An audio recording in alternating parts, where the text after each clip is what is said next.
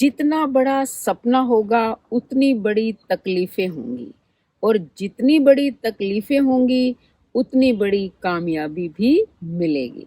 तो नमस्कार मेरे प्यारे प्यारे बच्चों, आप सबका हार्दिक हार्दिक स्वागत, अभिनंदन। बेटा, कई बार हम बहुत मेहनत करते हैं लेकिन मेहनत करने के बाद भी हमें सफलता नहीं मिलती। तो असफलता यह सिद्ध करती है कि सफलता का प्रयास पूरे मन से नहीं किया गया। जो भी कार्य हो, अगर हमारा मन पूर्ण रूप से उसमें लग जाता है तो ऐसा हो ही नहीं सकता कि हमें सफलता ना मिले। कई बार बच्चों को देखते हैं कि वो इतना पढ़ते हैं फिर भी उनके नंबर नहीं आते हैं। क्यों नहीं आते? क्योंकि वो मात्र दिखावा करते हैं, उन्होंने पूरे मन से पढ़ाई नहीं की होती। आप जीवन के किसी भी क्षेत्र में देख लो, जब तक आपका मन पूर्ण रूप से अपने लक्ष्य की ओर नहीं लगेगा तब तक आपको अपने उद्देश्य की प्राप्ति नहीं होगी। मैं आपको एक कहानी के माध्यम से बताती हूँ। एक बार एक शिष्य और गुरु थे। शिष्य ने अपने गुरु से कहा कि हे गुरुदेव, मैं अपना मन बार बार ध्यान में लगाता हूँ लेकिन लगता ही नहीं है, कोशिश कर कर के हार गया।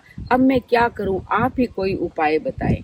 गुरुदेव ने गंभीरता पूर्ण उस पर दृष्टि डाली और कहा कि पुत्र, तुम सही कहते हो, यहाँ तुम्हारा मन नहीं लगेगा, कहीं और चलते हैं। आज सायंकाल से पहले ही हम इस स्थान को छोड़ देंगे। जब संध्याकालीन समय हुआ तो गुरुदेव और शिष्य दोनों वहां से चल दिए। गुरुदेव के हाथ में तो खाली कमंडल था लेकिन शिष्य के हाथ में एक झोला था और वो शिष्य बार बार उस झोले की ओर देखता हुआ संभल कर चल रहा था। थोड़ी देर बाद मार्ग में एक कुआं आया। तब शिष्य ने कहा कि गुरुदेव, मुझे प्यास लगी है, मैं पानी पीना चाहता हूँ। गुरुदेव वहां रुक गए। गुरु और शिष्य दोनों ने पानी पिया। तब गुरु ने कहा कि देखो, कड़ाके की ठंड पड़ रही है और रात्रि भी हो गई है, तुम ऐसे करो, हम यहीं रुकते हैं, कुछ लकड़ियां बीन कर ले आओ।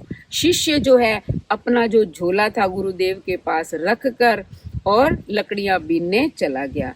जब वो लकड़ियां बीन कर इकट्ठी करके ला रहा था तब उसे कुएं में एक बहुत भारी चीज गिरने की आवाज सुनाई दी। वो फटाफट दौड़ के गुरु के पास आया और पूछा, गुरुदेव, मेरा झोला कहाँ है? तब गुरुदेव ने कहा, तुम्हारा झोला मैंने इसके कुएं के अंदर गिरा दिया। शिष्य ने कहा, गुरुदेव, उसमें मेरी सोने की ईंट थी।